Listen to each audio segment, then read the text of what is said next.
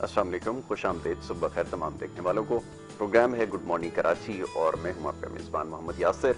Programme में नाज़रीन बात होती है मुख्तलिफ हवालों से, मसाइल के हवाले से प्रोग्राम में गुफ्तगू की जाती है कि आम आदमी के मसाइल के हवाले से सुबह के वक्त कोशिश होती है हल्के फुल्के अंदाज में बात की जा सके और ऐसे मौज़ूआत को ज़ेर बहस लाया जाए जो अमूमन बात करने का जिन पे मौका कम मिलता है। और ख़ास तौर पे हमारी कोशिश हमेशा से ये रही है कि जो मईशत के मामलात हैं उसको आसान फ़हम बनाया जाए ताकि देखने वाले इन मामलात को समझ सकें। ये बात करना इस वक्त इसलिए ज़रूरी है कि गुज़िश्ता कई रोज़ से आप देख रहे हैं कि जो सियासी माहौल है उसमें बहुत ज़्यादा तनाव की एक कैफियत है और ये जो सियासी उतार चढ़ाव है इससे सबसे ज़्यादा जिस चीज़ को नुकसान हुआ है वो मुल्क की मईशत को हुआ है। समझने की बात यह है कि अगर कोई भी हुकूमत आती है, इस वक्त भी अगर कोई इंटरम सेटअप वजूद में आता है तो उसके लिए सबसे मुश्किल काम यह है कि ये जो बढ़ती हुई कीमतें हैं, महंगाई है, डॉलर के हवाले से ख़ास तौर पे जिस तेज़ी से रुपए और डॉलर की कदर में एक बहुत वाज़ेह फ़र्क आता जा रहा है, डॉलर में इजाफा होता जा रहा है कीमत में, इसको कैसे रोका जाए क्योंकि इसकी वजह से मईशत को बहुत ज़्यादा नुकसान हो रहे हैं। मौजूदा हुकूमत जो रही अभी पाकिस्तान तहरीक इंसाफ की मईशत के हवाले से कोई खातिर खा इक़दाम नहीं कर सकी। बार बार उन चीज़ों की निशानदही की जाती रही कि जिसके ऊपर फौरी काम करने की ज़रूरत थी, लेकिन ये सियासी जोड़ तोड़ और इस तरह की जो मामलात हैं ख़ास तौर पर अकाउंटेबिलिटी के हवाले से जो हुकूमत की पॉलिसी रही है वो इसमें इतना मशगूल रहे कि इन तमाम चीज़ों के ऊपर काम करने का शायद उनको मौका नहीं मिला और बहुत देर में कहीं जाके इस चीज़ का इदराक हुआ कि ये सबसे ज़्यादा ज़रूरी मामलात थे जिसके ऊपर हंगामी बुनियादों पर काम करने की ज़रूरत थी। बहरहाल मुख्तसरन ये कि अब इन मामलात को आने वाली हुकूमत कैसे ठीक करेगी और ये जो महंगाई का ना रुकने वाला सिलसिला है इसको कैसे काबू करेगी, पॉलिसीज़ में तसलसल कैसे जारी रहेगा, ये तो सारे मामलात हैं जिसके ऊपर बात करने की ज़रूरत है और इस वक्त पहले से ज़्यादा है। तो आज जो मेहमान शख्सियत यहाँ पर हमारे साथ मौजूद हैं, तारुफ तो माशाल्लाह बड़ा तवील आपका है और हमारा बड़ा पुराना एक ताल्लुक़ रहा है मईशत के हवाले से। ख़ास तौर पे हम उनसे बहुत कुछ सीखते आए हैं पाकिस्तान की सियासत के हवाले से भी। और आप क्योंकि जितनी भी सियासी तंजीमें हैं आपके ज़ेर निगरानी उन्होंने काम भी किया है। Former vice president, senior vice president जनाब federation of Pakistan chambers of commerce industry यानी FPCCI बॉडी जो एपिक बॉडी है उसकी उसके हिस्सा रहे हैं और सीनियर वाइस प्रेसिडेंट के ओहदे पर रहना और तमाम मामलात को देखना यकीन बहुत सारे मामलात का बखूबी अंदाज़ा हो जाता है। और इसके अलावा माशाल्लाह पोर्टफोलियो तवील एक जाना पहचाना नाम है। आप मुख्तलिफ प्रोग्राम्स में उन्हें देखते हैं हमारे साथ और उनकी गुफ्तगू सुनते हैं। तो आज उन्हें हमने यहाँ पर मधु का रखा है जनाब डॉक्टर मिर्ज़ा इख्तियार बेग और उनको मैं खुश आमदीद कहूँगा। डॉक्टर साहब thank you so very much, बहुत शुक्रिया वंस अगेन प्रोग्राम में हमें वक्त देने के लिए। डॉक्टर साहब ये फरमाइएगा कि ये जो पॉलिटिकल सिचुएशन है, अच्छा ये हालात पहले भी रहे हैं, ऐसी कोई नई बात नहीं है, ये पॉलिटिकल अनसर्टेनिटी ये तमाम चीज़ें हम देखते आए हैं, लेकिन कभी भी मईशत के हवाले से हम शायद इतने फ़िक्रमंद नहीं थे जितना आज हैं। अब एक आम आदमी का कंसर्न शायद ये हो या ना हो, लेकिन मुल्क की मईशत के लिए सबसे बड़ा मसला ये है कि जो डॉलर की बढ़ती हुई कीमत है, ये जो रुपये और डॉलर की जो पैरिटी है बहुत ज़्यादा इजाफा हो गया है। बैरूनी कर्ज़ों का बोझ भी बढ़ जाएगा, अदायगियों का मामला भी सारा डिसबैलेंस हो जाएगा। तो फरमाइएगा कि अब ना कोई हुकूमत मौजूद है, ना कोई सिस्टम है, नई हुकूमत आएगी या इंटरम सेटअप आएगा, मामलात को टेकअप कैसे करेगा, क्या इतनी गुंजाइश मौजूद है? फरमाइएगा। देखिए, आपने एक जुमला इस्तेमाल किया अभी कि ये पहले भी होते थे। जी जी बिल्कुल पहले भी होते थे, लेकिन इस बार पहले से बहुत मुख्तलिफ हैं, जी बहुत गंभीर हैं, बहुत क्रिटिकल हैं। यस वो इसलिए कि हुकूमत है नहीं, जी वजारतें ख़त्म हो गई, मिनिस्टर है नहीं बिल्कुल और इम्पोर्टेंट डिसीजन सब पेंडिंग हैं। बिल्कुल ठीक है हमारे बैलेंस ऑफ पेमेंट की इस साल तकरीबन 12 से 13 बिलियन डॉलर की पेमेंट करनी थी। जी पहले 6 महीने में हमने सिर्फ 3.5 बिलियन की किए हैं। जी बाकी सब वो ड्यू हो रही हैं, जो आपके रिजर्व पहले डिप्लीट्स हो रहे हैं। स्टेट बैंक के रिजर्व 24-25 बिलियन होते थे, वो बिल्कुल कम ठीक होके अब 18 पे 17 पे आ गए आ हैं। गए, बिल्कुल ऐसा ही। आज वो चाइना से रोल ओवर की बात कर रहे हैं 2.4 बिलियन डॉलर की, जी वो सऊदीया से रोल ओवर की बात कर रहे हैं, वो यूएई से रोल ओवर की बात कर रहे हैं और नॉन पेरिस क्लब जो है तकरीबन जिसका एक कंसोर्शियम होता है जी उससे भी रोल ओवर की बात कर रहे हैं। इसके साथ वो सऊदी अरब से हुकूमत डेफर्ड पे ऑयल की पेमेंट्स के जो इंतजाम कर रहे थे उसको ज़्यादा बढ़ाना चाह रहे हैं जी। लेकिन ये चीज़ें सब बीच में ही रह गई हैं। ठीक। लिहाजा एकदम से प्रेशर आ गया है, इंपोर्ट्स आपकी 50 बिलियन से 55 बिलियन का ट्रेड डेफिसिट इस वक्त हिट होगा। आपके पास कहाँ है रिजर्व्स, कहाँ है डॉलर ये पेमेंट कर सके। एक्सपोर्ट्स आपकी रफ्तार से बड़ी नहीं है। करंट अकाउंट डेफिसिट जो हमारा सबसे बड़ा मसला है वो अपनी जगह चल रहा है, जिससे बजट खसारा जो है वो हदफ से बहुत बढ़ गया है। IMF को आपने प्रोग्राम में अभी 7th रिव्यू जो उसका 7वां जायजा वो सस्पेंड हो गया है। ठीक है। IMF का जायजा सस्पेंड होना एक बहुत नेगेटिव मैसेज भेजता है और उसके सिंपल अल्फाज में माने ये होते हैं कि भाई इस वक्त आपकी इकॉनमी हमारे मॉनिटरिंग में नहीं है क्योंकि आपने वो हदायत हासिल नहीं किए, आपने वो शराइत पूरी नहीं की जो मुआहदा का हिस्सा थी। बात भी सही है कि इमरान साहब ने तंग आके जब बहुत क्रिटिसिज्म हो रहा था महंगाई का, पेट्रोल का, बिजली का, तो उन्होंने 10 रुपए पेट्रोल पे और 5 रुपए बिजली पे उस वक्त कम किया जब दुनिया में तेल की कीमतें बढ़ रही थी। और ये मुशर्रफ ने किया था और उसको जो हशर हुआ था वो आपको मुझे पूरा याद है। जब $80 में फर्नेस ऑयल बेचा जा रहा था और उसकी कीमत हो गई थी इंटरनेशनल मार्केट में $140। तो ये चीजें हुकूमती फैसले गिमिक्स नहीं होते, आपने किसी को खुश करने के लिए नहीं किए जाते। आपकी अपनी फाइनेंशियल एबिलिटी क्या है, आपकी अपनी माशी हालत क्या है, उसके हिसाब से अगर दे सकता है आदमी या नहीं दे सकता है फैसला होता है। अब एक तरफ IMF का प्रोग्राम सस्पेंड हो गया है, उन्होंने आपकी इंडस्ट्रियल एमनेस्टी पे भी एतराज किया कि आपने हमसे बगैर पूछे कैसे ब्लैक मनी को व्हाइट मनी के लिए आपने ये एमनेस्टी ऐलान कर दी। उधर FATF भी ये कह रहा है कि आप लोग एमनेस्टी के आड़े में तमाम ब्लैक मनी को वाइट करते चले जा रहे हैं। उसने 27 आपके क्लॉजेज जो थे आपने पूरे कर लिए थे, 27 में 26 पूरे कर लिए थे। उसके बावजूद आपको ग्रे लिस्ट से नहीं निकाला, ग्रे लिस्ट में रखा हुआ 3.5 साल हो गए। GSP प्लस का रिव्यू होने जा रहा है, 10% ड्यूटी हमारी माफ है यूरोप से 27 ममालिक। स्टेटमेंट आपने ऐसी दी है ना। मैंने अब आपने यूरोपियन यूनियन को कह दिया कि हम क्या उनके नौकर हैं कि जो हम रशिया को कंडेम करें। देखिए ये मैं खुद एक कौंसल जर्नल हूँ और सीनियर मोस्ट कौंसल जर्नल हूँ और यहाँ जितने कौंसल जर्नल हैं ऑनरी उनका मैं डीन भी हूँ यानी प्रेसिडेंट हूँ। डिप्लोमेटिक नॉर्म्स बिल्कुल डिफरेंट होते हैं, उसमें आप इस तरह की लैंग्वेज नहीं इस्तेमाल कर सकते। आप ये बातें ज्यादातर तो अपने फॉरेन मिनिस्टर पे छोड़ दें, ठीक है, वो बात करें, फॉरेन ऑफिस देख लें, फॉरेन ऑफिस देखता है उसको और फिर ये करें। अगर आपको अल्लाह ताला ने इतनी सलाहियतें दी जो हम भी करते हैं तो आपको ना करना होता तो हाँ से शुरू करते हैं, हाँ जी बिल्कुल होना चाहिए, बिल्कुल ठीक है, लेकिन फिर इस तरह से ऐसा ही है। बिल्कुल आपने तो ये सब बातें हुई हैं। उधर यूरोपियन यूनियन नाराज है। एंड्रोला जो उसकी एम्बेसडर है यूरोपियन यूनियन की, उससे बाद में मुलाकातें आर्मी चीफ वगैरह की हुई लेकिन she is very upset.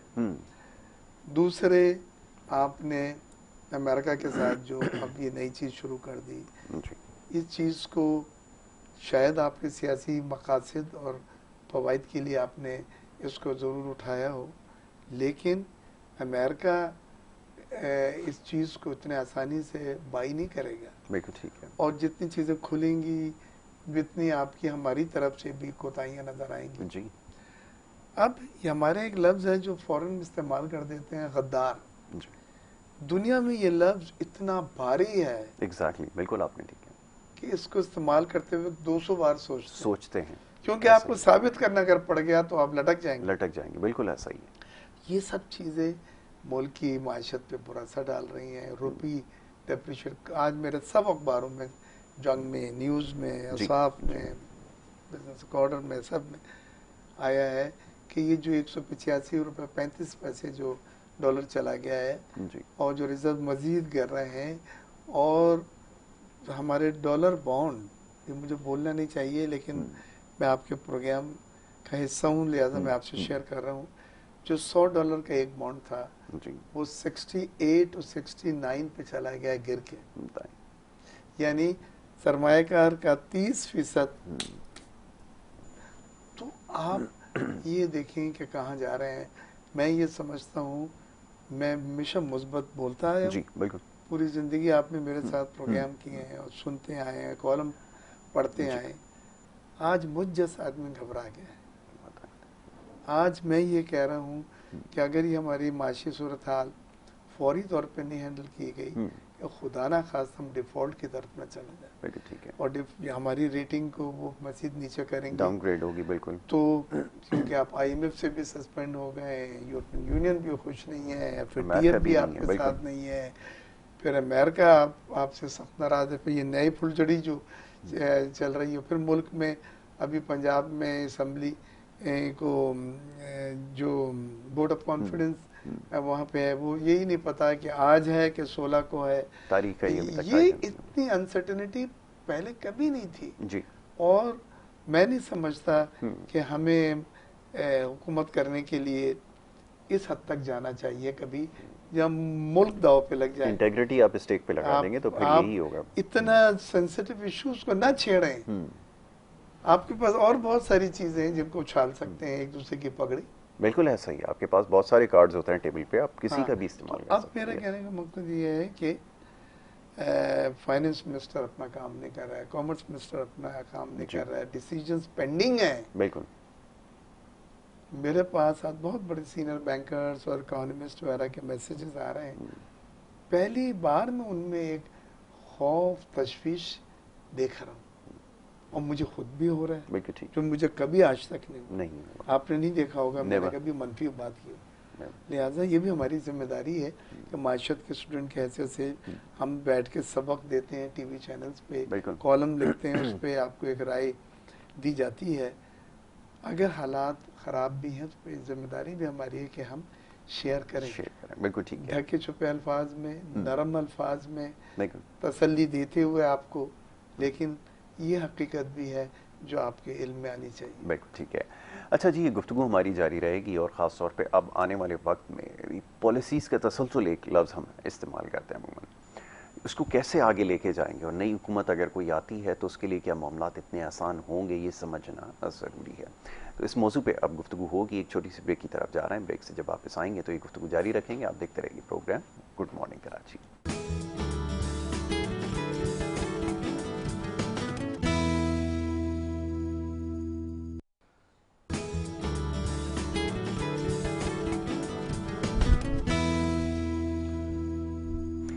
Programme में आपको एक आमदेद कहेंगे। ब्रेक पे जाने से पहले हमारी गुफ्तगू जारी थी, बात हो रही है जनाब मईशत के हवाले से। अब हुकूमत ने जो कुछ किया वो सबके सामने है। नए पॉलिटिकल सेटअप को तश्कील पाने में कितना वक्त लग सकता है, इसके बारे में भी कुछ नहीं कहा जा सकता, लेकिन सवाल ये है कि जैसे कुछ देर पहले बात हो रही थी कि जो चैलेंजेस हैं, अदायगियों का जो मामला है, इसके अलावा और दीगर मामलात हैं, इसको कैसे आगे बढ़ाया जाएगा। ये एक बहुत तशवीशनाक सूरत हाल है जिसके ऊपर कुछ देर पहले हमारी गुफ्तगू हो रही थी।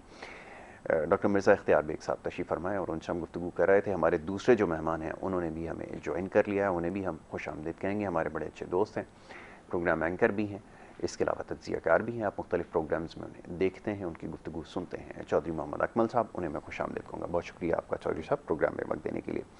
अच्छा अकमल साहब, अब ये फरमाइएगा कि जिस वक्त जारी सूरत हाल है, यकीनन आप उसका जायज़ा ले रहे हैं, आप उसके ऊपर प्रोग्राम्स भी करते हैं और अपने प्रोग्राम्स में इस हवाले से बात भी करते हैं। ये जो पॉलिटिकल स्टेबिलिटी है, अगर ये नहीं आएगी तो फिर इकोनॉमिक स्टेबिलिटी कैसे आएगी। हमारे यहाँ हमेशा से एक मसला रहा है कि पॉलिसीज़ में कंसिस्टेंसी नहीं है, कंटिन्यूटी नहीं है, जिसकी वजह से अभी तक हमारी इकॉनमी नहीं संभल पाई है। सवाल पूछने का मकसद ये है, ये फरमाए कि अब नई हुकूमत अगर आती है तो कोई ये जो चैलेंजेस हैं जिसका एक अंबार लग चुका है, इसको कैसे रिजॉल्व किया जाएगा। क्या इतने वाइज आपके पास पॉलिटिकल लीडरशिप है या ऐसा पॉलिटिकल सिस्टम है, प्रिवेल करता है, जो इन मसाइल को बआसानी हल कर लेगा। अपनी राय इसके ऊपर चाहूँगा, ज़रूर दीजिए। अच्छा, बहुत बहुत शुक्रिया आपका सबसे पहले तो इनवाइट करने का। अच्छा, पॉलिटिकल स्टेबिलिटी जो है वो तो बहुत ज़रूरी है, इसमें तो कोई दूसरी राय नहीं है, ठीक है ना। और इस सिलसिले में जो तमाम सियासी पार्टियां बशमूल हुकूमत और बशमूल अपोजिशन उनको मैच्योरिटी का मुजाहरा करना चाहिए। ठीक है। और ख़ास तौर पे इस मौके के ऊपर जब साल से 1.5 साल रह गया है तो पहले तो अपोजिशन को सोचना चाहिए था कि वो तहरीक अदम एतमाद पेश कर रहे हैं तो उनको आया कि पेश करनी चाहिए या नहीं करनी चाहिए, क्योंकि ज़ाहिर है अगर 1.5 साल के अंदर आप क्या मतलब 1.5 साल में अगर कोई भी गवर्नमेंट आएगी तो आपका क्या ख्याल है, वो कोई पॉलिसीज़ को चेंज कर लेगी या कोई बहुत ज़्यादा मतलब इशू डेवलप नहीं कर सकती। इसमें एक चीज़ तो बिल्कुल आपको अपेरेंटली नज़र आ रही है कि अपोजिशन ने भी जो ये तहरीक अदम एतमाद पेश की है वो कोई आवाम के या इकोनॉमिक पर्सपेक्टिव में नहीं की, उनके अपने जो इलेक्ट्रोनिकल रिफॉर्म्स और दीगर जो चीज़ें थी उनको उन्होंने ज़्यादा प्रायोरिटी दी है रादर देन कि वो इस वक्त हमारी इकोनॉमी की पोजीशन को देखते। ठीक है। दूसरी तरफ उतनी ही गैर जिम्मेदारी का मुजाहरा जो है वो हुकूमत की तरफ से भी हुआ है, वो भी इस मैटर को बहुत ज़्यादा प्रोलॉन्ग कर रहे हैं। एक लीगल तरीका है। अब वो चूंकि मैटर, अच्छा एक पॉइंट थोड़ा सा मैं और बताऊं, एक वक्त था आज से 4-5 साल 6 साल पहले जब कोई भी मैटर सुप्रीम कोर्ट में सब्जुडिस होता था ना तो हम बात करने से भी कतराते थे ऐसे लेकिन मैं इस वक्त देख रहा हूं कि पब्लिकली नहीं बल्कि तमाम मीडिया चैनल्स के ऊपर बाकायदा वकला खुद आ के ना सिर्फ ये कि उस डिसीजंस के ऊपर अपनी राय दे रहे हैं बल्कि यहाँ तक के फैसले तक सुना रहे हैं जी कि मैं होता तो मैं तो ये फैसला कर देता। तो ये एक किस्म का डायरेक्टली अदलिया के मामलात में मुदाखलत करने के मुतरादिफ है। ठीक है। और मेरे ख्याल में इसके ऊपर जो है ना वो जो भी रेलिवेंट इदारे हैं, लेकिन कॉन्स्टिट्यूशनल डिबेट होनी चाहिए या नहीं होनी चाहिए? डिबेट होनी चाहिए, लेकिन अगर कोई मैटर सब्जुडिस हो तो मेरे ख्याल में फ्रीडम ऑफ एक्सप्रेशन के नाम के ऊपर उसके ऊपर ओपनली डिस्कशन नहीं होनी चाहिए अनटिल अनलेस के अदालत का फैसला नहीं आया। लेकिन ये किसी इंडिविजुअल से मामला नहीं जुड़ा, जाती राय ये है क्योंकि ये एक कॉन्स्टिट्यूशनल डिबेट है और इसका बड़ा सीरियस इंपैक्ट और कॉन्सिक्वेंसेस है। At the very same time ये पूरे मुल्क की बात है। आप मेरी बात जी बात सुनिए, मेरे कहने का मकसद सिर्फ ये है कि वंस अदालत का फैसला आ जाए फिर हाइपोथेटिकली इट्स करेक्ट कि सब्जुडिस मैटर को नहीं एक्सप्लोर करना चाहिए। बिल्कुल ठीक है, सरफेस होना ही नहीं चाहिए। इसके बहुत सारे खिलाफ हूं कि मैं कोई अपनी राय दे दूं कि इस वक्त खास तौर पर इस मरहले में कि जी इस वक्त जो है ना वो अपोजिशन ने जो है ना वो मंडी खोली हुई थी वहां पे। अब उन्होंने भी तो 63A को अपेरेंटली बादियों नजर में देखा जाए तो उसकी खिलाफ वर्जी की है। अच्छा तो यही कह रहे हैं ना कि जी वोट डालने के बाद जो है ना वो डिफेक्शन होगी तो इसका मतलब कहने का ये कि जुर्म हुआ नहीं है और आप मतलब एक इंटरप्रिटेशन उन्होंने अपनी की हुई है। और इसको मैं अगर थोड़ा सा फर्दर एक्सप्लेन आपकी नजर करना चाहूँ तो मैं ये कहूँ कि जी फलां शख्स है उसके इरादे हैं मुझे मारने के, उसने वहाँ पे बंदे भी जमा किए हुए हैं, हथियार भी हैं उसके पास, सब कुछ भी है और उसके जवाब में कोई बंदा ये कहे कि नहीं पहले उसको आपको मार लेने दो फिर जो है वो कानून हरकत में आएगा। ये 63A की कुछ इस किस्म की इंटरप्रिटेशंस बनाई जा रही हैं कि भाई एक चीज़ साफ अगर नज़र आ रही है तो फिर ये क्या सवाल हुआ कि वोट डालने के बाद या वोट डालने से पहले। तो ये हो गया अपोजिशन के पॉइंट ऑफ व्यू से। दूसरी तरफ से जो उन्होंने भी हुकूमत ने भी जो जिस तरीके से कानूनी एक हुक्म का फ़ायदा उठाते हुए जो है वो तहरीक अदम एतमाद को जो है वो स्ट्रेट अवे स्ट्राइक डाउन कर दिया। अब ये भी मैटर सब जुडिस है, ये कोर्ट डिसाइड करेगी। अपेरेंटली जो है ना वो नज़र ये आ रहा है, अगर मैंने जो लॉ देखा है मतलब जो रेलिवेंट क्लॉजेस है उसमें जो इसको आईनी तहफ़्फ़ुज़ हासिल होता है ना सिर्फ ये कि पार्लियामेंट की कार्रवाई को बल्कि उसमें जो स्पीकर या जो भी मेंबर इवन जो स्टेटमेंट देता है कुछ भी देता है that could not be discussed in court of law. ये आर्टिकल 69 है। लेकिन जब पार्लियामेंट की सुप्रीमेसी जब इंटेग्रिटी स्टेक पर लग जाएगी ना उसमें भी सुप्रीम कोर्ट तो जो पॉलिटिकल हुकूमत होती है, गवर्नमेंट होती है ना, इसकी रिस्पॉन्सिबिलिटी होती है कि उसको सेक्रेड रखे उसकी।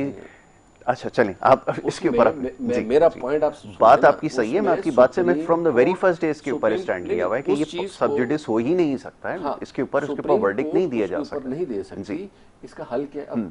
अब एक बंदा अब ये भी तो देखे ना कि उन्होंने क्या, उन्होंने अपनी हुकूमत ही गिरा दी, 1.5 साल भी तो बर्बाद कर दिया ना अपना। मसला ये है कि आइन में जितने भी हुक्म है ना वो पार्लियामेंट ही दुरुस्त करेगी। बिल्कुल ठीक है। एक जमाने में जिसको जो है ना वो असम्बलियां तोड़ने का इख्तियार था तो अब वो 58(2) भी किसने खत्म किया? सुप्रीम कोर्ट ने तो नहीं किया, पार्लियामेंट ने किया। तो कहने का मकसद मेरा ये है कि जो आइन के और पार्लियामेंट के मामलात हैं वो पार्लियामेंट में ही हल होंगे। ये वाली नहीं करेगी ना तो आने वाली कर देगी कि जी ये जो वोट का ये 63A की डेफिनेशन है इसमें इसका ये मिसयूज हो रहा है, इसको इसमें अमेंडमेंट करें, इसमें ये क्लॉज डालें। इसी तरीके से जो स्पीकर की रूलिंग के हवाले से जो चीजें उसके ऊपर आने वाली पार्लियामेंट डाल देगी कि पार्लियामेंट स्पीकर इस पे रेजोल्यूशन बाउंड होगा ना। बिल्कुल ठीक है, ये बात सही कहने का मकसद मेरा ये है कि जो आइन से रिलेटेड चीजें हैं वो पार्लियामेंट ही सही कर सकती है, इसमें कोर्ट का जो है ना वो ज्यूरिसडिक्शन। सर अगर आपके पास इतने वाइज लोग होते, अगर इतने मामलात को समझते, मामला फाहम होते, तो हम ये इस हालत तक नहीं पहुंचते। इसके कॉन्सिक्वेंसेस आने वाले वक्त में क्या होंगे ये भी शायद खान साहब ने फोर्सी नहीं किया होगा और ये फैसला ले लिया गया। अब मामला तो बहुत है इसमें और बहुत टेक्निकल पॉइंट्स हैं कि डिप्टी स्पीकर आकर स्पीकर की रूलिंग को पढ़ दे और आखिर में नाम भी मेंशन कर दे। एक टेक्निकल पॉइंट है, मैं उस तरफ जाना नहीं चाहता क्योंकि मौजूद बहस हो जाएगी, लंबी बहस हो जाएगी। जी डॉक्टर साहब ये फरमाइएगा, अभी जैसे बात हो रही थी कि ये सारी चीज़ें हैं, हमारा कंसर्न ओवर द ईयर्स ये रहा है कि आपके पास पॉलिसीज़ में कंटिन्यूटी रहनी चाहिए। अब पॉलिटिकल पार्टीज़ क्या अभी तक इतनी मैच्योर हैं कि कोई फैसला नहीं ले पा रही? क्योंकि ये जो हमारी इस वक्त इकोनॉमिक सिचुएशन है ना, इसके ऊपर इसलिए ज़्यादा फोकस मैं कर रहा हूँ, एम्फसाइज ज़्यादा करता हूँ क्योंकि रीजन में आप बहुत पीछे रह गए। वियतनाम $300 बिलियन का मार्क क्रॉस कर चुका है और डिस्पाइट कोविड $347 बिलियन के ऊपर स्टैंड कर रहा है। Where do we stand? मैं हर जगह जाकर ये सवाल करता हूँ। आप अभी बड़ी मुश्किल से आपको धक्का लगा के आप $40 बिलियन के पास पहुंचे। हमें एक होप थी कि शायद हम 50 बिलियन का जो एक हमारा ख्वाब था शायद उसको क्रॉस कर पाएंगे, लेकिन ये जो फैसले हो रहे हैं क्या स्टेबिलिटी आ सकती है? प्लीज़ देखिए, मैं एक बात का हमेशा से ख्याल रहा हूँ कि सियासी इस्तेकाम जी एंड कंसिस्टेंस ऑफ पॉलिसीज, जी ये दो ऐसी चीज़ें जिसमें कोई शक ही नहीं है कि इसमें अगर कॉम्प्रोमाइज़ होता है जी तो वेरी वेरी एडवर्स इफेक्ट जो हैं वो सामने आते हैं, स्पेशली जबकि आपकी इकोनॉमी क्राइसिस में हो, जी वीक इकोनॉमी हो, आपके पास बैलेंस ऑफ पेमेंट के आपके इशूज़ हैं, कर्जों के अदायगियों की ज़रूरत आपको पड़ रही है, लेकिन आपके पास रिजर्व डिप्लीट्स हो रहे हैं, आपका ट्रेड डेफिसिट बढ़ता चला जा रहा है, करंट अकाउंट डेफिसिट बढ़ गया है, रुपए के ऊपर प्रेशर आपका आता जा रहा है, रुपी डिप्रिशिएट होके 185-35 कल हो गया था। ये सब चीज़ें इकोनॉमी में चीज़ें आपके हाथ से निकल रही हैं, यानी ये फंडामेंटल जिस रफ्तार से तेज़ी से चेंज हो रहे हैं उनको दोबारा दुरुस्त करना बहुत मुश्किल हो जाएगा। इस हुकूमत या नई आने वाली हुकूमत में उसमें नहीं अभी पढ़ना चाह रहे हैं। लिहाजा कभी आपने सोचा था कि मामलाती हुकूमत चल रहे हैं लेकिन हुकूमत नहीं है, जी प्राइम मिनिस्टर है केयर टेकर लेकिन उसकी कैबिनेट नहीं है। पंजाब में आज 16 तारीख को डिसीजन होना चीफ मिनिस्टर का, वो आज हो रहा है और वहाँ लड़ाई झगड़े, शीशे टूटना, एक अजीब, ये इस मुल्क की, इसी तरह आपने उस दिन नेशनल असेंबली में देखा जो सूरत हाल थी, बड़ी मेरे लिए तो बड़ी अफसुर्दा और तशवीशनाक। अब मैं ये कहता हूँ कि देखिए, हम में कोई भी इस हद तक रूथलेस नहीं हो सकता कि अपनी ज़ाती मफाद या अपनी पार्टी के ज़ाती मफाद के लिए डूबने मुल्क को। मुल्क अगर डिफ़ॉल्ट हो गया है या आपकी क्रेडिट रेटिंग जो है स्टैंडर्ड पुअर से या फिच से मज़ीद मूडी से नीचे आ गई, आज आपके मैंने जैसे बतलाया था कि सुसुक डॉलर बांड $100 वाला 68 रुपीज़ पर खड़ा है जी, 2036 की मैच्योरिटी का। सही है, बिल्कुल। कौन इन्वेस्टर्स फिर आपके सरमाए का, तो आपके पास ऑलरेडी रिजर्व डिप्लीट्स हो रहे हैं, आपको डॉलर चाहिए, डॉलर, लेकिन डॉलर के लिए सरमायाकार इन हालात में तो कोई हाथ नहीं डालेगा, बल्कि आउटफ्लो हो रहा है। पोर्टफोलियो इन्वेस्टमेंट जो आपका स्टॉक एक्सचेंज का है 350 या $400 मिलियन का आउटफ्लो हुआ एक डेढ़ हफ्ते में। सही है। आरडीए अकाउंट जो आपने खोले थे 300 बिलियन से ऊपर पहुंच गए, लेकिन उसमें भी रिडम्पशन सारी है नए पाकिस्तान सर्टिफिकेट्स में। ठीक है, ये सब स्टॉक एक्सचेंज में देखें, कल 1,500 के करीब आपका जो था वो मार्केट ने लूज किया। बिल्कुल, कहने का मेरा मकसद ये है कि आपकी इकोनॉमी जो है शैम्बल सिचुएशन में है, आप अफोर्ड नहीं कर सकते इससे ज़्यादा मजीद डिटोरिएट हो, क्राइसिस हो। मेरी रिक्वेस्ट है तमाम सियासी पार्टी से और तमाम वो लोग जो इस सूरत हाल को बेहतर करने में मदद कर सकते हैं कि खुदारा पार्टी एफिलिएशन से अबव हो के मुल्क के बारे में सोच के, ये कश्ती जा रही है, कैप्टन नहीं है, और आप ये उम्मीद कर रहे हैं कि सही डायरेक्शन में सही तरह से ये जाके वहां पे एंकर भी हो जाएगी। ये कैसे हो जाएगी? इसके जो सेटबैक्स होंगे, जो इसके एडवर्स इफेक्ट्स होंगे, जो आपकी माशत को जिस निच पे ले जाएंगे, वो फिर आप दोबारा वहां पहुंचने में इररिपेयरेबल डैमेज, इररिपेयरेबल लफ्ज़ बिल्कुल सही यूज किया। तो मेरी आपसे एक ही रिक्वेस्ट है और आपके चैनल के जरिए व्यूअर्स से कि हम इस बात पर खुश ना हो कौन जीत रहा है, किसने छक्का मारा, किसने ट्रम्प का पत्ता खेल दिया, वो भाई किसके खिलाफ खेल दिया, ये मुल्क सफर कर रहे हैं ना। इन सब चीजों से एंड ऑफ द डे जो चीज मुतासिर हो रही है, जो सफर कर रही है, वो कंट्री है, वो हमारा आपका मुल्क है। बिल्कुल ठीक है, 22 करोड़ आवाम का मुल्क है। मैं लीस्ट इंटरेस्टेड हूँ कौन जीतता है, कौन हार पहन के निकलता है, कौन वज़ारत अज़्मा की सीट पे बैठता है, कौन झुके सर के साथ बाहर निकलता है। मैं लीस्ट इंटरेस्टेड हूँ। माई इंटरेस्ट इज के पाकिस्तान इस वक्त, मैंने आपको व्हाट्सएप दिखाए थे प्रोग्राम शुरू होने पे, ये PID और दूसरे बड़े बड़े जो थिंक टैंक हैं, जो इकोनॉमिस्ट हैं, उनके व्यूज हैं कि they are very concern. Market में आज डॉलर पे पैनिक बाइंग हो रही है। जी, होता है इस सिचुएशन में, ऐसा ही होता है कि बिल्कुल पैनिक आ जाता है, मार्केट पहुंच जाता है 146 रुपए का, और लोग बातें कर रहे होते हैं 200 रुपए की, तो फिर यही होता है, फ्रीज होता है, तो स्पेकुलेटिव मार्केट। मेरा आखिर में सिर्फ यही है कि चाहे वो सुप्रीम कोर्ट से हो, चाहे एस्टेब्लिशमेंट से हो, क्या अपोजिशन पार्टीज से हो, या PTI हुकूमत से हो, कि खुदारा इसका मसला जल्द से जल्द कोई वर्केबल सोल्यूशन निकाले। मेरा लफ्ज है वर्केबल सोल्यूशन, ताकि ये मजीद डैमेज ना हो सके। अकमल साहब, ये बताइएगा कि आप इकोनॉमी जो आपके सामने सारी सूरत हाल है जिसके ऊपर अभी बात हो रही थी, पॉलिटिकल टर्मोइल आता है हर जगह, हमने देखा है इस तरह, लेकिन फिर बहुत जल्दी रिकवरी भी आ जाती है। लेकिन अनफॉर्चुनेटली, जैसे भी डॉक्टर साहब ने निशानदेही की है, कौन जीते कौन हारे हमें इससे कोई गर्ज नहीं है। आपका मुल्क सही डायरेक्शन में चलता है। बड़ी देर से ये बात हो रही है, पॉलिसीज़ को क्रिटिसाइज़ बड़ा किया गया, जो पास्ट गवर्नमेंट है, मतलब पास्ट गवर्नमेंट इसलिए इस्तेमाल कर रहा हूँ कि टेक्निकली स्पीकिंग अब आपके पास वो सेटअप मौजूद नहीं है।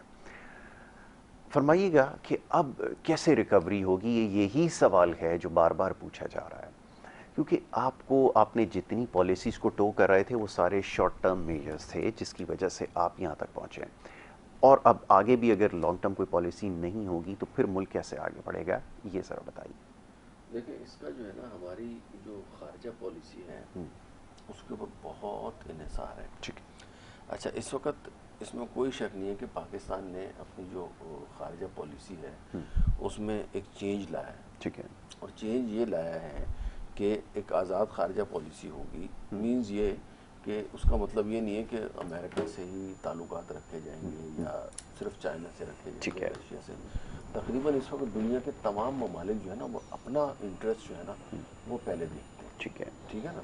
अब उसको अगर मद्देनज़र रखते हुए देखा जाए तो ये लॉन्ग रन में एक बेहतरीन पॉलिसी है कि आज़ाद हो, और बजाय इसके कि हम किसी एक उसमें रखें अपने सारे एग्स एक बास्केट में रखें, दैट शुड बी डिस्ट्रीब्यूटेड। और इसके ऊपर यूनानिमसली कंसेंसस है, चाहे वो सिविल इस्टेब्लिशमेंट हो या मिलिट्री इस्टेब्लिशमेंट या कोई भी हो, ये चीज़ बाकायदा इसमें कंसेंसस है और इसका इजहार जो है वो बार बार किया जा चुका है कि जो है ना वो खारजा पॉलिसी जो हमारी इस तरीके से होगी कि तकरीबन जो भी, चाहे वो रशिया हो या यूरोपियन यूनियन हो या अमेरिका हो, उनके साथ अब उसकी इंटरप्रिटेशन मुख्तलिफ लोग मुख्तलिफ तरीके से कर रहे हैं, जिसकी वजह से मार्केट में पैनिक क्रिएट हो रहा है। इस वक्त जो डॉलर की जो पोजीशन आप कह रहे हैं वो बिल्कुल सही है कि हमारे रिजर्व्स जो हैं वो बहुत तेज़ी से जो है वो ख़त्म हो रहे हैं। ये तो कल परसों जो खबर आई है कि UAE ने 2 बिलियन डेफर कर दिए, $2 बिलियन की जो ड्यू थी पेमेंट।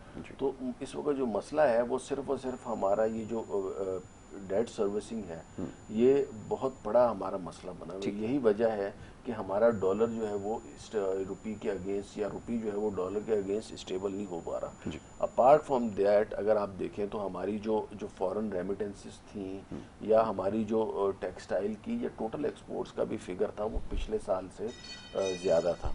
तो जो दो इम्पॉर्टेंट मेजर्स से इंटरनली, एक इन्फ्लेशन और दूसरा अनएम्प्लॉयमेंट, इसको जो है वो साबका गवर्नमेंट जो वो सही तरीके से एड्रेस नहीं कर सकी, जिसके नतीजे में हुआ ये कि मुल्क में जो है वो बुहरान और महंगाई का एक तूफान आया जिसको काबू नहीं किया जा सका। ऑन दी अदर हैंड जो डेट सर्विसिंग की वजह से जो डॉलर्स की कमी हो रही है, और हम लोग पिछले 2-3 महीने से एक ही बात कर रहे हैं कि पाकिस्तान 10 से 12 बिलियन डॉलर के शॉर्टफॉल में चल रहा है। अगर कोई कंट्री किसी भी तरीके से ये 10 से 12 बिलियन का जो है वो अगर मिल जाता है पाकिस्तान को वो आसरा, तो ये सारे जो मसले मसाइल हैं वो हल हो सकते हैं।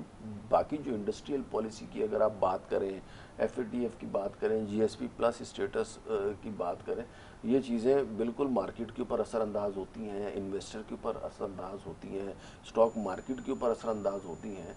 और हमारी कोशिश यही होनी चाहिए कि जितनी जल्द अज जल्द पॉलिटिकल जो स्टेबिलिटी है वो आ जाए, ताकि एक कंसिस्टेंसी आए। इन्वेस्टर जो है ना वो पैनिक उस नहीं, अकबर भाई बात यह है कि जिस चीज़ की अभी आप निशानदेही कर रहे हैं वो कंसिडरेशन में होना चाहिए। ये तो परफेक्ट डेमोक्रेसी हाइपोथेसिस के अंदर होता है जिसकी आपने निशानदेही है कि कोई भी गवर्नमेंट आकर इन तमाम चीज़ों को स्ट्रीमलाइन करने की कोशिश करे, क्योंकि ये ठीक हो जाएंगे तो आप देखेंगे कि टेक्निकली आपके जो पॉलिटिकल इश्यूज हैं वो भी रिजॉल्व हो जाएंगे। लेकिन अनफॉर्चुनेटली सवाल पूछने का मकसद ये है कि प्रायोरिटीज़ में शामिल क्या चीज़ थी from the very first day, जब आप कहेंगे कि मैं इनको नहीं छोड़ूंगा, मैं इनको लटका दूंगा, मैं इनको ये कर दूंगा, मैं इनकी बैंड बजा दूंगा, ये अल्फाज इमरान की तो पॉलिसी डे 1 से कन्फ्रंटेशन की पॉलिसी रही, वो रही है, कन्फ्रंट करते हैं जी। एक लफ्ज से शुरू किया था उन्होंने, करप्शन जी, एहतसाब, अकाउंटेबिलिटी, 200 बिलियन डॉलर में ला रहा हूँ स्विस से, और फिर बाद में उन्हीं के सदात अकबर साहब ने कहा जी 200 बिलियन तो नहीं, 2 बिलियन भी हमें नहीं मिले।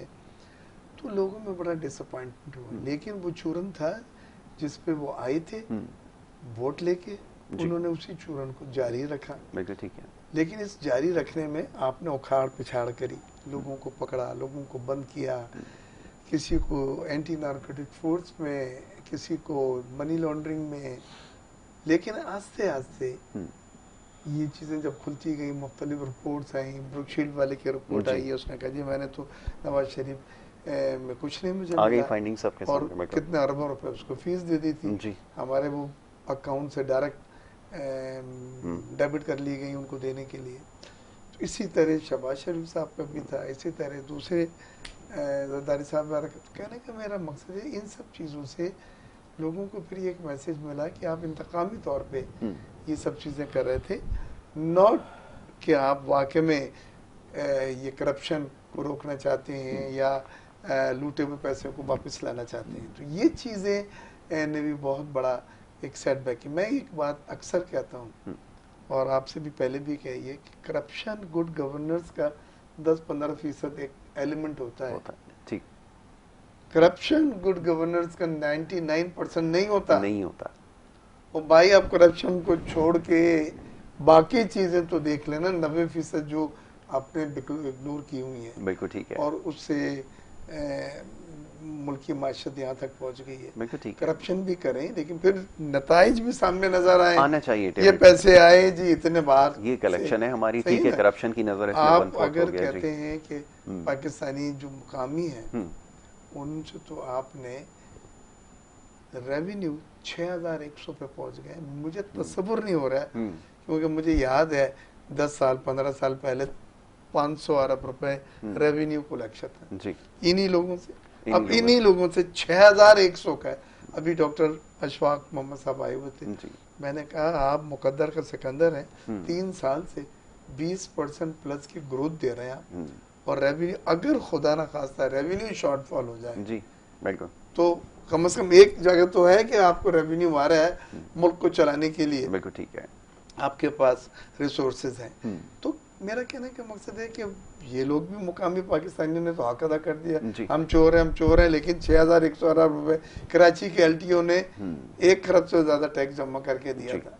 1 ट्रिलियन सही है ना, ये तो मुकामी का है।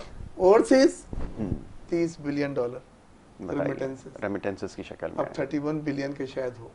तो हम लोगों ने तो अपना हक अदा कर रहे हैं। बिल्कुल ठीक है, फिर भी यही सुनने को मिलता है जी चोर हैं, हाँ, चोर हैं, चोर हैं। ये तो पॉलिसी है कि जो होस्टाइल पॉलिसी और होस्टाइल बिहेवियर, आकमल साहब, इसके ऊपर क्या कहेंगे? कन्फ्रंटेशन की पॉलिसी जी, खुदारा ना करें। कन्फ्रंटेशन की तरफ गए ओवर द इयर्स, यही होता रहा है। लेकिन पास्ट में भी कोई इस तरह की कोई आइडियल सिचुएशन नहीं थी। लोग ये जानना चाहते हैं कि वहाँ पे कौन सी चीज़ काम कर रही थी, कि वहाँ पर ये जो आपका फूड इन्फ्लेशन है, सीपीआई के नंबर भी इस तेज़ी से नहीं थे, बढ़ रहे थे, इस तेज़ी से नहीं ग्रो कर रहे थे। लेकिन इस वक्त क्या हुआ है कि जो बूस्ट लगा है, दो के आपकी जो रिकवरीज हैं, आपके जो कैश फ्लोज हैं वो बेहतर हुए, $30 बिलियन बाहर से आ गए, लोकली आपने टैक्स कलेक्ट कर लिया। प्रॉब्लम कहाँ लाया करता है ये सब? देखिए प्रॉब्लम जो है ना वो उसमें 2 से 3 जो है ना मेन एलिमेंट। एक तो हमारे यहाँ पे जो इमीडिएटली जो पॉलिटिकल पोजीशन में जो एकदम से जो चेंज आया है जी, ख़ास तौर पे रिजीम चेंज या तहरीक अदम इत्तेमाद के बाद से, उसने बड़ा इसमें मेजर रोल प्ले किया। लेकिन आप एक चीज़ उसमें जो है ना वो भूल रहे हैं, लास्ट टाइम जो कोविड के बाद आफ्टर शॉक्स थे, उसके बाद इंटरनेशनली महंगाई हुई है, ठीक है ना। और इसका इम्पैक्ट अगर आप इंडिया में या श्रीलंका में या बांग्लादेश वगैरह में देखें तो इवन श्रीलंका तो ऑलमोस्ट डिफॉल्ट कर गया, ठीक है ना। ठीक इंडिया की भी कोई बहुत ज़्यादा अच्छी परफॉर्मेंस इस हवाले से नहीं है। करंट अकाउंट उनका भी एक सब्सटेंशियल हद तक नीचे चला गया है। Same is the case with Bangladesh. इस चीज़ ने बड़ा रोल प्ले किया है आफ्टर कोविड जो सिचुएशन आई है। तीसरा जो मेजर इम्पैक्ट है वो रशिया यूक्रेन वॉर की वजह से पैदा हुआ है। रशिया और यूक्रेन वॉर, देखिए रशिया एक तरफ ऑयल का एक बड़ा प्रोड्यूसर है, ठीक है ना। दूसरी तरफ यूक्रेन की अगर आप बात करें तो वो गंदम का बड़ा जो है ना वो प्रोड्यूसर है।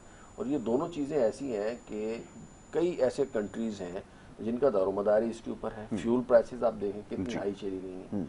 अब फ्यूल प्राइसेस जब हाई जाती हैं तो उसके बाद आपको पता है उसका सब्सिक्वेंट इम्पैक्ट जो है वो हर एक चीज़ के ऊपर आता है। ठीक हो गया। दूसरा गंदम की आप प्राइस अगर देखें तो इस वक्त मुल्क के अंदर भी और इंटरनेशनल भी गंदम की प्राइस भी बड़ी हाई है। और ये हमें अल्लाह ताला का लाख लाख शुक्र अदा करना चाहिए कि हम लोग एक एग्रीकल्चरल कंट्री हैं और हमारे यहाँ इस मरतबा गंदम की पैदावार लास्ट टाइम के इक्विवेलेंट हुई है। हालांकि सबका गवर्नमेंट की मिसमैनेजमेंट थी कि जिन्होंने जो गैस का और जो एनर्जी की क्राइसिस डेवलप की है टाइमली बाइंग ना करने की वजह से, उसकी वजह से तो फर्टिलाइजर ही नहीं मिली थी उनको, किसानों को। लेकिन वो टाइमली बारिशों की वजह से और उसकी वजह से फसल फिर भी ऐसी हो गई है कि आपके लास्ट टाइम के बराबर हो गई। ठीक हो गया ना। तो अब वरना अगर हम होते ना श्रीलंका तो आटा गंदम इंपोर्ट करता है, तो उन लोगों के लिए तो मतलब खाने पीने का जो है ना वो मसला बन जाता ना। हमारे यहाँ पे चले महंगाई तो है लेकिन खाने पीने का मसला फिर भी नहीं बन रहा। कोई ऐसा नहीं है कि भूख से मर गया या कोई इस किस्म का फूड सिक्योरिटी हमारी कंसिडरेशन में भी उस तरह नहीं। सिक्योरिटी एग्रीकल्चरल कंट्री होने की वजह से हमारे पास है। सिर्फ और सिर्फ जरूरत इस बात की है कि एक प्रॉपर मैनेजमेंट की जाए, नंबर 1। और नंबर 2, जो भी आगे गवर्नमेंट आती है, इवन केयर टेकर गवर्नमेंट को भी बड़े स्टेप्स लेने पड़ेंगे ताकि ये जो अनसर्टेनिटी की पोजीशन है वो खत्म हो और एक स्टेबिलिटी आए। लेकिन आपको पता है ना केयर टेकर गवर्नमेंट वो डिसीजन नहीं ले सकती जो एक वो पॉलिसी डिसीजन नहीं ले सकती। अकमल साहब ने जो कहा कि फूड सिक्योरिटी है, एग्रीकल्चर सेक्टर हमारी स्ट्रेंथ है जिसपे पाकिस्तान बना। ज़राई सनती पाकिस्तान बिल्कुल का ख्वाब था, लेकिन वो फूड सिक्योरिटी मेंटेन नहीं कर पाए। इस साल 9 से 10 बिलियन डॉलर के खाने पीने की अशिया इंक्लूडिंग ग्रेन्स, जिसमें गेहूं आता है और शुगर आती है, इंपोर्ट किया गया। आप तो ये चीजें एक्सपोर्ट करते थे, बिल्कुल सरप्लस में होता है, बिल्कुल। तो आपको किक पड़ी 10 बिलियन की तो तजारती खसारे में कि वो चीजें जो आप एक्सपोर्ट करते थे, और due to mismanagement, import mismanagement, priority बदल दी, एग्रीकल्चर सेक्टर को आपने इग्नोर किया और आप घुस गए जाके ट्रेडिंग में कि भाई मंगाएं सप्लाई करें, जिससे सर्विस सेक्टर हो गया। इस वक्त मुल्क की इकोनॉमी में manufacturing sector 20%, agriculture 20%, service sector 60%। सही है ना। तो आपने तो ट्रेडिंग स्टेट बना दिया। तो एक तो यहाँ 10 बिलियन में 4 बिलियन के खुर्दनी तेल है जो आप मुसलसल मंगा रहे हैं। अब आप आ जाइए फर्नेस ऑयल और जो पेट्रोलियम मसनूआत हैं वो 14 बिलियन की, कीमतें भी बढ़ गई हैं उनकी, उससे भी उनकी इंपोर्ट बिल बढ़ गया है। तो 14 बिलियन ये, 15 बिलियन, 10 बिलियन वो, तो मिला के 25 बिलियन तो आपको वो, इसको कैसे कम कर सकते थे फर्नेस को? ऑल्टरनेटिव एनर्जी, आज सबसे महंगा फ्यूल यूज कर रहे हैं फर्नेस वाले। कोयला तो भी बहुत भाई ज्यादा हाई चला आप गया है कोल में प्राइस। जाएं, दुनिया जा रही है, 80% पोलैंड है, 55% इंडिया है, यूके में तो जर्मनी सारे है, प्लांट्स ही बंद कर दिए गए हैं 68%। नहीं सर, कोयले में जो है ना, कोयले में एक तो ये है कि इंटरनेशनली भी इसको डिस्करेज किया नहीं जा नहीं, रहा वो है। और पहले दूसरी बात था, ये है कि आज वर्ल्ड बैंक फाइनेंस कर रहा है। अभी आपने गवर्नर प्रोजेक्ट किया जो ये थर कोल वाला यूएस ये काउंसिल जनरल लास्ट के आए थे, जी उन्होंने कहा पहले हमारे बैंक ने बंद कर दिया था एनवायरमेंटल इश्यूज पे, जी अब जो नई टेक्नोलॉजी है वो यूज करके उसे आप कार्बन कंटेन करें फाइबर, कार्बन इमिशन को। कार्बन अब हम उसको फाइनेंस क्रेडिट, कर रहे हैं कार्बन इस पे क्रेडिट, बाकायदा। मैं मौजूद था उस चल टाइम। ठीक है, ठीक है। ठीक कहने का मेरा मकसद ये लेकिन है कोयले कि की भी प्राइस इस वजह से आप बड़ी हाई कोयले चल को रही है। छोड़ें, आप Multiple हाइड्रो reason। पे जाएं, जी। यासेर आप हवा पे जाएं, Wind आप पे जाएं, शमसी बिल्कुल। पे जाएं, सोलर के ठीक है जी। ऊपर, आप न्यूक्लियर पे जाएं, तो ये 15 बिलियन को आप आधा कर लें, पोटेंशियल डिस्कवरी इसके ऊपर आधा, है। बिल्कुल ठीक है, और बिल्कुल ठीक। बस इससे जाके आप अपना तिजारती खसारा कम। डॉक्टर साहब thank you so very much, बहुत शुक्रिया, आपने प्रोग्राम में हमें वक्त दिया, क्योंकि वक्त कम है और बातें बहुत सारी हैं। इंशाल्लाह एक निश्चित तौर इसके ऊपर रखी जाएगी। अकमल साहब आपका बड़ा शुक्रगुजार हूँ, आपने प्रोग्राम में वक्त दिया, शामिल गुफ्तगू रहे और कोशिश ये की कि इस वक्त जो मईशत के मामलात हैं इसके ऊपर बात की जा सके। देखना ये है कि हुकूमत, जैसा भी डॉक्टर साहब भी कह रहे थे, अकमल साहब ने भी इस चीज़ को हाईलाइट किया कि कोई भी जीते या हारे से किसी को कोई फ़र्क नहीं पड़ता, लेकिन ये मुल्क की जो पॉलिसीज़ हैं, माशी पॉलिसीज़, ये चलती रहें और ठीक तरह से काम करती रहें, ये सबसे ज़्यादा ज़रूरी है और इसमें ही सबका फ़ायदा है। एक ब्रेक की तरफ जा रहे हैं, ब्रेक के बाद जो दूसरा सेगमेंट है वो जारी रहेगा। आप देखते रहिए प्रोग्राम गुड मॉर्निंग कराची।